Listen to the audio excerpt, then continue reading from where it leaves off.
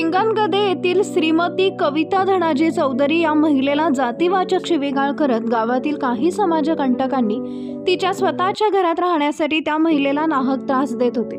त्यामुळे त्या महिलेला एक दिवशी लाक्षणिक उपोषण केले होते। त्याच अनुषंगाने विटा पोलीस ठाण्यात अॅट्रॉसिटी गुन्हा दाखल करण्यात आलाय। नमस्कार, मी कविता धनाजी चौधरी, राहणार हिंगणघाट। माझे हिंगणघाटमध्ये घर आहे, 1 गुंठेची जागा आहे। त्या जागेमध्ये मी माझ्या एक व्यक्ती तिथं राहत होता। त्यानंतर आम्हाला कळाल्यानंतर मी तिथे गेले असताना काही समानी माझ्या चारित्र्यावर चिंतोडे उडवून मला शिवीगाळ केलेली आहे। मला जातीवाचक शिवीगाळ केलेली आहे त्या लोकांनी। माझं शासन मला मिळालेलं नाही, त्यासाठी मी 1 दिवसाचे लाक्षणिक उपोषणासाठी बसली होती। त्या बसल्यानंतर मला पोलिसांनी बोलवून घेऊन मला पोलीस अधिकाऱ्यांनी मला न्याय दिल्यामुळे मी त्यांचे आभारी आहे। मनापासून त्यांचं धन्यवाद।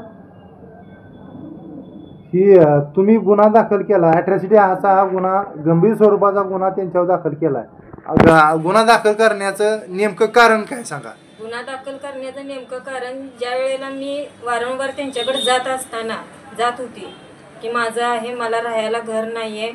सध्या मी वनवन फिरत आहे, माझी 2 पोरं घेऊन मी इकडे तिकडे फिरत आहे। मला कुठंच राहण्यासारखं नाही, म्हणून मी माझे घर मागण्यासाठी मी तिथे गेली होती। त्यानंतर तिथले माझ्या ज्या घरात राहतोय तो माणसाने तिथल्या काही लोकांना बोलवून मला ते विट्यात राहत्यात, विट्यातच चांबारकी कर, 50,000 रुपये घेऊन परत गावाकडे फिरकू नका असे मला बोलले ते लोक।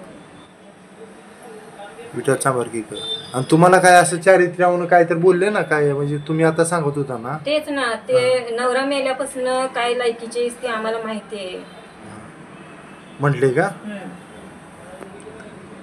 मग आता इथून पुढे तुम्ही गुन्हा दाखल झाला हा, तर समाजाला तुम्ही काय संदेश द्याल, किंवा कसं काय दृष्टिकोनात समाजाने तुमच्याकडे बघावं, किंवा काय प्रेरणा घ्यावी समाजाला? समाजाने असे कसं आहे, ठामपणे माणसाने पाठीमाग, ज्या वेळेला मी उपोषणाला बसले होते त्यावेळेला माझ्या पाठीमाग कोणी आलं नव्हतं। मी एकटीच तिथे बसली होती। माझ्या पाठीमाग कोणाचाही पाठीमाग नव्हता। मला बाबासाहेब आंबेडकरांनी मला धीर दिलेला आहे सगळ्या गोष्टी करण्यासाठी।